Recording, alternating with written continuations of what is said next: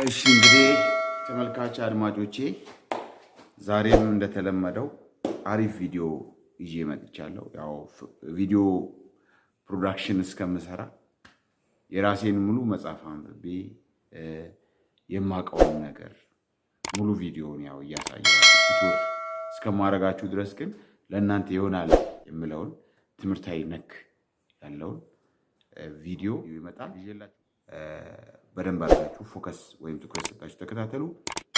ለዚህ ቪዲዮ ደግሞ ሰብስክራይብ ማድረጋችሁን እንዳትረሱ። ሰብስክራይብ ወሳኝ ነው።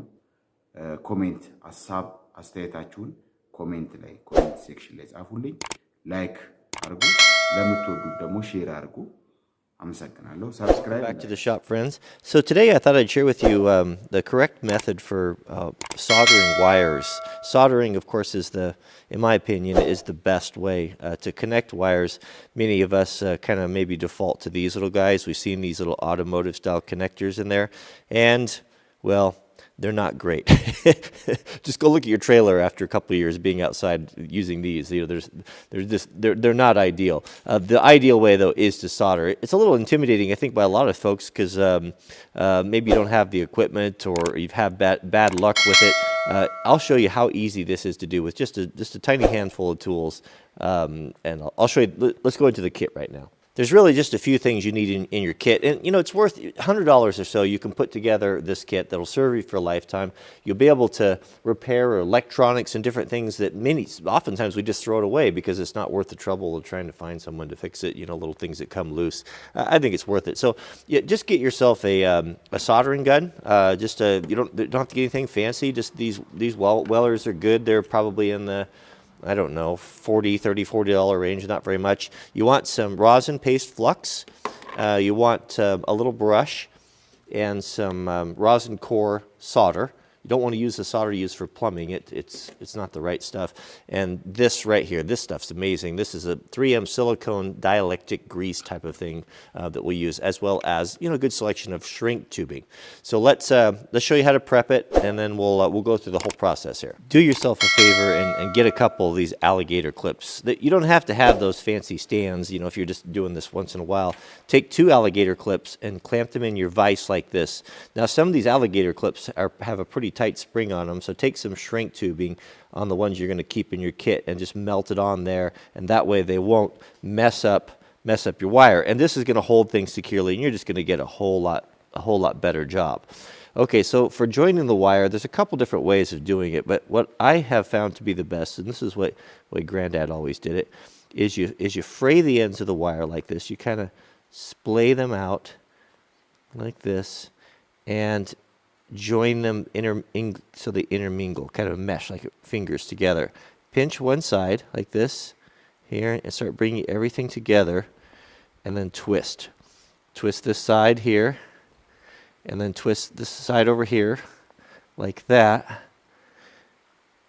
And that's going to give you the cleanest, the smallest, because we're going to shrink. If this is going to be something that's exposed and we're going to put our shrink tubing on there, it's going to be a little more low profile and look a little better. Now we can clamp it into our jaws and get everything ready for the solder. I don't think I mentioned you want a damp sponge too. Just any sort of old worn out sponge would be fine. Now with everything ready, you're going to take your rosin flux, right? And we're going to apply that on there like that. So just coat that on there, and that's going to help that solder to bind. It probably wouldn't be a bad idea to have heated that up first. And then we're going to get our soldering iron and untangle the cord that hooks on everything. Okay, so this shouldn't take long to heat up. So what we're going to do is we're going to put that on there like that, just until that flux starts to melt in, that rosin, and it starts to melt down inside the wires there, right? And then Granddad always said you touch the end of that there to tin it. I don't know why, I just always have. And we're going to heat from the bottom, and we're going to start heating that up until this melts. Now we don't want to touch the solder to the iron. Oh, that took a long time to heat up there. There we go. Now it's sucking in there, just like that. We don't put so much on there that it's going to drip off. And don't try to dribble it on there. I could probably use a little bit more right there. There we go. That's all. That solder joint looks pretty good. Now remember, this is marginal advice, so take it for what it's worth. Now we want to waterproof this. This is where we're going to use the 3M silicone paste. Having this in your shop, anytime you put together electrical connectors or anything like that is so good. It's so good. And we'll just put a little bit of that on there, like that. And then, now we're going to do our shrink tubing. Now, I'm going to use a piece of clear shrink tubing just so you can kind of see what's going on and what a great connection that this is. So what we can do here is, once we have that grease on there, now we'll thread our shrink tubing on here, like this. And try to be careful when to hold that, not to scrape all that silicone grease off there. And just place it like that. Now your shrink tape's going to shrink on the ends about 10%. So I'm always pretty liberal with that and give myself plenty of tubing. Now you can use I'm going to use a heat gun. You don't have to use a heat gun. You can use a lighter. You can use a torch. Problem with the lighter and the torch is if you're not really careful, it will tend to burn the wire in the housing. Start from the middle. You're going to start from the very middle, and you'll see that that's starting to shrink right there.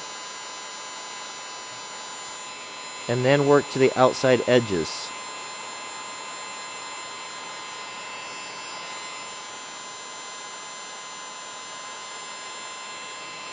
And you'll see, I think you can see, you'll see that silicone making that seal as the shrink tape tightens around the connection, and ideally you want it to squeeze out like that side right there. Probably should have put a little bit more on the housing, but that looks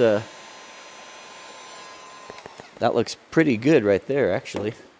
Now once that's cool to the touch, you can clean that silicone off there, and you have a really good, as good as you're going to get, a waterproof connection for joining two wires together. That's probably going to be tougher than the wire itself. So that's all there really is to it for connecting those. And that again, that's going to be your best connection. If you can take a little bit more time and you can solder these with a shrink tape instead of using those blue automotive style connectors, you're most likely not going to have to go back and redo your electrical work, especially for stuff that's going to be sitting outside like trailers, or especially boat trailers, or there's a lot of water and spray on those, and it's pretty hard on electrical stuff. So what I'm going to do, I was going to add, a lot of folks have been asking, what happened to Wrangler Mart? Wrangler Mart was our Amazon affiliate store where I put the things that I like.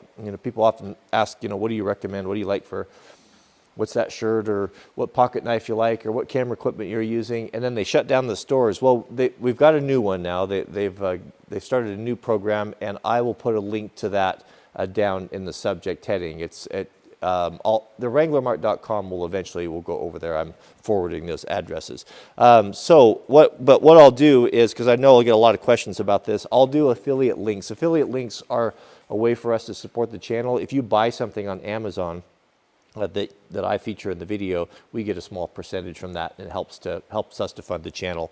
It doesn't cost you any more than what you'd normally buy it for, but it's just a way of helping creators out. So what you're going to want for your electrical kit, just basic stuff, is a soldering iron. I'll put one there that's good quality and not too expensive, and a heat gun.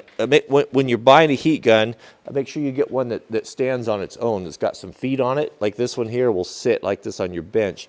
That way you can work on it hands-free. So if you're heating stuff or like that, to have two hands and have it so you don't have to clamp it in the vise is actually pretty nice. So those are the two main things right there. I'll put the flux, the silicone paste. You definitely want some of that. That's a must-have. That's like the WD-40 of electrical work, and solder and shrink tape.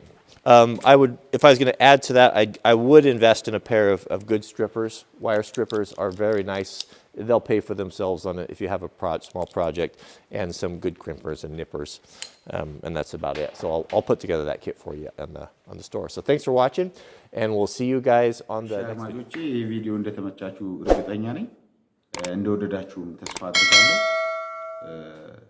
አሁንም በድጋሚ ያው እንዳትሰላችሁ ሰብስክራይብ በማድረግ በማየት ሼር በማድረግ ተባበሩኝ ቪዲዮ እንደወደዳችሁትም ደግሞ ያው ያሳውቃል ያው ደስ ብሏችኋል የሆነ ፈገግታ ነገር ይታያል ከፊታችሁ ላይ ስለዚህ ለቀጣይ ቪዲዮ ደግሞ ጉጉት እንዳላችሁ ያሳውቃል ለምን ሰብስክራይብ የምትለዋል ከታች ያለችዋል ክሊክ አድርጋችኋል ማለት ነው አመሰግናለሁ